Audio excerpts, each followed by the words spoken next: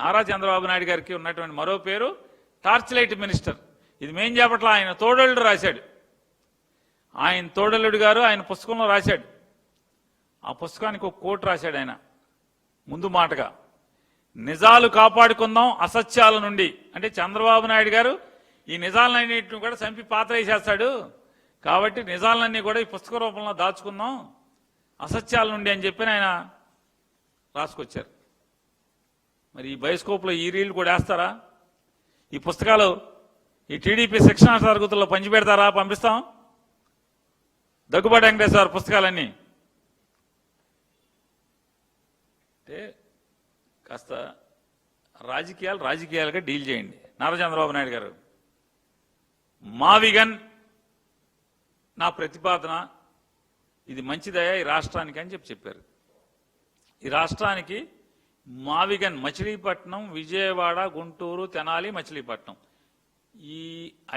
ఈ ప్రాంతాల మధ్య ఉన్నటువంటి మొత్తం అంతా కూడా అద్భుతమైనటువంటిది, దాన్ని రాజధానిగా చేసుకుందాం అని చెప్పి మాట్లాడతారు. ఏం చెప్పాలి?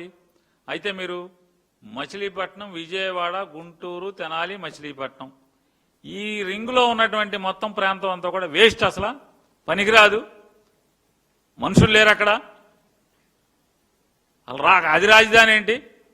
రాజధాని అంటే ఇక్కడే అని చెప్పని మీరు ఎందుకు ఇదే రాజధాని అయితే బాగుంటుంది? ఈ రాష్ట్రానికి అద్భుతమైంది, ఈ రాష్ట్రానికి ఎలా మేలు చేస్తుంది, ఈ రాష్ట్రానికి ఎలా పాడికొండ కాబోతుంది, అదైతే ఎంత నష్టం మావిగానైతే అని చెప్పాలి కదా. అది చెప్పకుండా బూతులు, తిట్ల దండకం, బూతుల దండకం, అబద్ధాలు. ఏం చేద్దామని?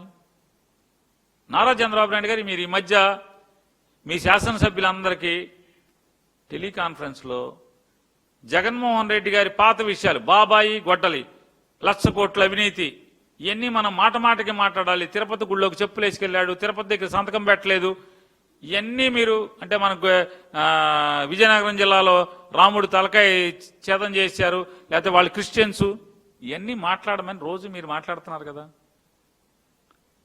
కంగారు లేదు, ఇవన్నీ ఎప్పుడోప్పుడు రికార్డ్ చేసి మీకే వినిపించే పరిస్థితి వస్తుంది. ఖచ్చితంగా రికార్డ్ చేసి ఈ సమాజానికి కూడా చంద్రబాబు ఎంత నీచ మనస్కత్వం ఉన్నాడో, ఎంత మనస్కుడో తెలియజెప్పు రోజు తొందరలో వస్తుంది. ఇంత నీచంగా మీరు దిగజారి మంత్రులతో ఇలా మాట్లాడిస్తారు, రాసి మీరే స్క్రిప్ట్ రాసి ఇంత అసహ్యంగా మాట్లాడిస్తారు, బూతులు తిట్టిస్తారు. ఏ రాజకీయం చావలేదా మీకు? మీ అమరావతిలో సత్తా లేదా? మీ అమరావతి అనే కాన్సెప్ట్లో సత్తా లేదా అని అంటున్నాను. చెప్పాలిగా, జగన్ గారు చెప్పినటువంటి మావిగన్ ఎలా పనికిరాదో, ఎందుకు ఈ రాష్ట్రానికి పనికిరాదో, ఈ ప్రజలకు అది అనవసరమో చెప్పాలి కదా. చెప్పకుండా ఈ తప్పుడు మాటలేంటి? మంత్రులతో, ఎమ్మెల్యేలతో, వంది మాగదులతో,